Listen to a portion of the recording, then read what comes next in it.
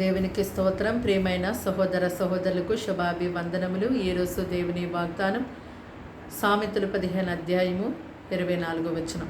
క్రిందున్న పాతాళమును తప్పించుకొనవలనని బుద్ధిమంతుడు పరమునకు పోవు జీవ మార్గమును నడుచుకొనను.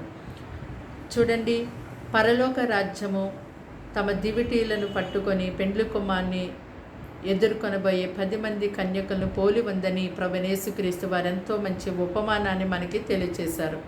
10 మంది కన్యకలలో 5 మంది కన్యకలు బుద్ధి లేని కన్యకలు, 5 మంది కన్యకలు బుద్ధిగల కన్యకలు.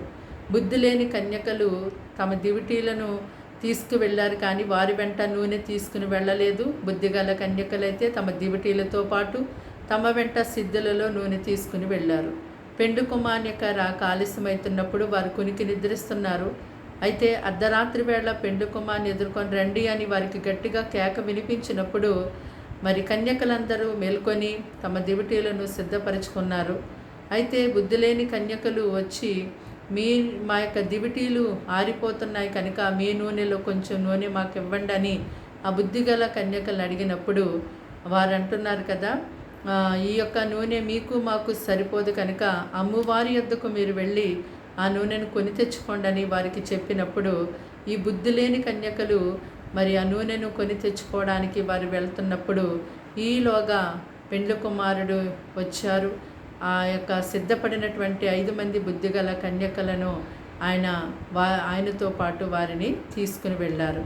చూడండి, మరి బుద్ధి లేనటువంటి ఆ యొక్క కన్యకలు వారు ఎంత మాత్రము సిద్ధపాటు లేకుండా వారి ఆలోచన బట్టి, వారి జ్ఞానాన్ని బట్టి, వారి మనోబలాశను బట్టి అతిశయపడుతూ వారు జీవించారు.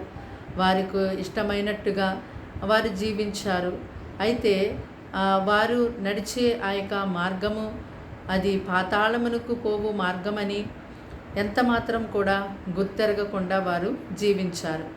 మరి బుద్ధిగల కన్యకలైతే ఆ పాతాళ మార్గమును తప్పించుకోవాలని చెప్పి పరమునకు నడిపించే జీవ మార్గమును వారు నడిచారు. కనుకనే వారు సిద్ధపడి పెండ్లి కుమారుడు వెంట వారు వెళ్ళగలిగారు.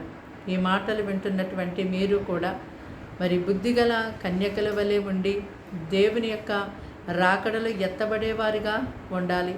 మరి బుద్ధి లేని కన్యకల వలె కాదు, కానీ మరి ఆయన రాక ఆలస్యమని చెప్పి మరి ఇంకా నా ఇష్టము, నా యొక్క ఆలోచనలు బట్టి నేను ఇంకా జీవించాలి ఈ లోకంలో అని నీవు నిర్లక్ష్యంగా అలక్ష్యంగా ఉన్నప్పుడు దేవుని యొక్క రాకడ ఎప్పుడో తెలియదు కనుక మరి మనము నడిచే ఆ మార్గం పాతాళమునకు నడిపించేదిగా అయిపోతుందేమో. కాబట్టి ఎల్లప్పుడూ కూడా మనము ప్రతి దినము దేవుని ప్రజలుగా ఉన్నటువంటి వారందరూ కూడా పరలోకమునకు నడిపించే ఆ జీవ మార్గంలో వెళ్ళడానికి సంసిద్ధులుగా ఉండేవారిగా ఉండాలి. ప్రార్థన.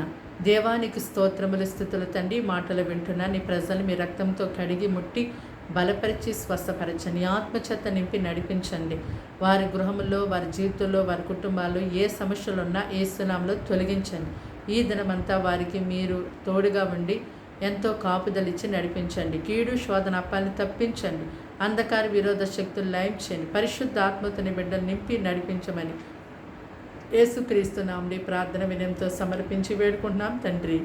ఆమేన్.